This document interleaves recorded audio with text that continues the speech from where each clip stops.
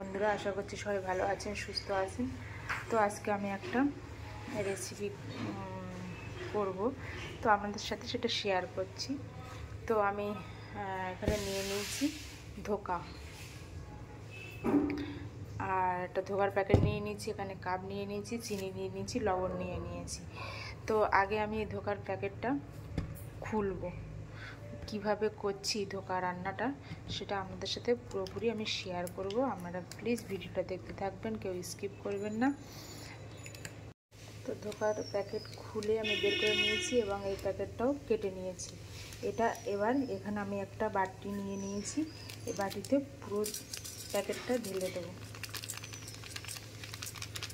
আমি একটা বাটির ভিতরে সব ঢেলে নিয়ে নিয়েছি। এবার আমি এখানে কাপ নিয়ে নিয়েছি, এই কাপের 1 থেকে 1.5 কাপ জল দেবো। কাপ মেপেই দেবো, 1 কাপ দিয়ে দিলাম, 1 কাপ আর এই 1/2 কাপ, 1.5 কাপ জল দিয়ে দিয়েছি।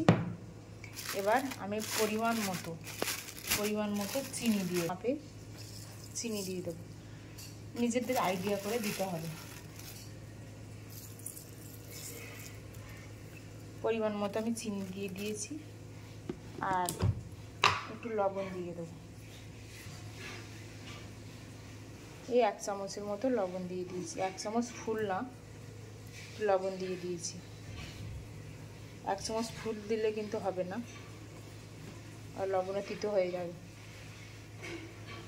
লবণ দিয়ে দিয়েছি, তারপরে মিক্স করে নেবো আর কি। নিয়ে আমি এইভাবে 20-25 মিনিট রেখে দেবো। এটা আমি ভালো করে আগে মিক্স করে নেব, নিয়ে 20-25 মিনিট পরে আবার কি করছি সেটা শেয়ার করব। আমি কড়াই গরম হয়ে গেছে, আমি তেল দিয়ে দেবো।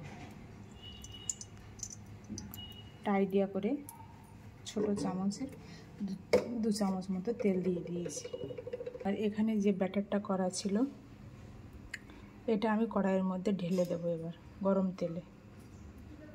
এখানে 20-25 মিনিট রেখে দিয়েছিলাম এইভাবে মেখে, তো এটা আমি ওই গরম তেলে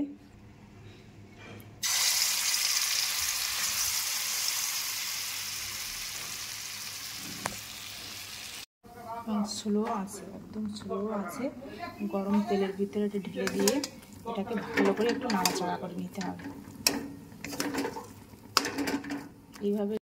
তো আমি কড়াই থেকে থালায় ঢেলে নিয়েছি, এবার এটাকে আমি ভালো করে থালার মধ্যে ছড়িয়ে দেব, দিয়ে পিস পিস হিসাবে কাটতে হবে। তো এটা আমি প্লেটে ঢালার পরে আমি এইভাবে প্লেটের সাইজে একটা কেকের মতো সাইজ করে নিয়েছি, গোল রাউন্ড করে। এবং গরম অবস্থায় করতে হবে, ঠান্ডা হয়ে গেলে জমে যাবে আর করা যাবে না। গরম থাকাকালীন অবস্থাতে এইভাবে প্লেটের ভিতরে ছড়িয়ে ভালো করে প্লেন করে চামচ দিয়ে এইভাবে একটা মানে প্লেটের সাইজের একটা কেকের মতো বানিয়ে নিতে হবে।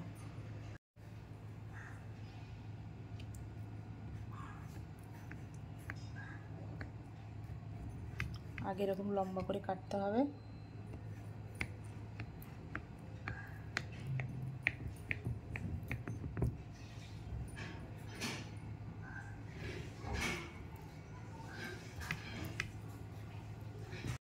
আমার কাটা কমপ্লিট পিস পিস করে। এবার এটাকে তেলে ভেজে নিতে হবে।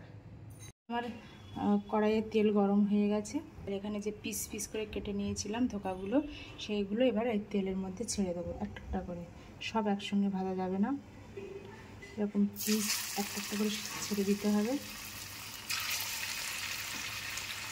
এইভাবে কড়াইয়ে সব সাজিয়ে দিতে হবে, দিয়ে এইভাবে ধোকাগুলো সব ভেজে তুলে নিতে হবে।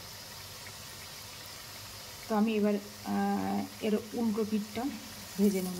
1 পিঠ হয়ে গেছে, এবার এর আর 1 পিঠ উল্টে দেবো, দিয়ে ভালো করে ভেজে নেব। এই পিঠটা এরকমভাবে একটা একটা করে সব এরকম করে উল্টে দিতে হবে। এই যে আমি কিছুটা ভেজে নিয়েছি, এরকম নিমকির মতো সাইজ হবে ভেজেছি, লাল লাল করে কি সুন্দর দেখাচ্ছে। এই যে ভেজে প্লেটে তুলে নিয়েছি। এবার এইখানে বাকি যেগুলো আছে এগুলো দিয়ে দেবো পুরো নিমকি মতো লাগছে।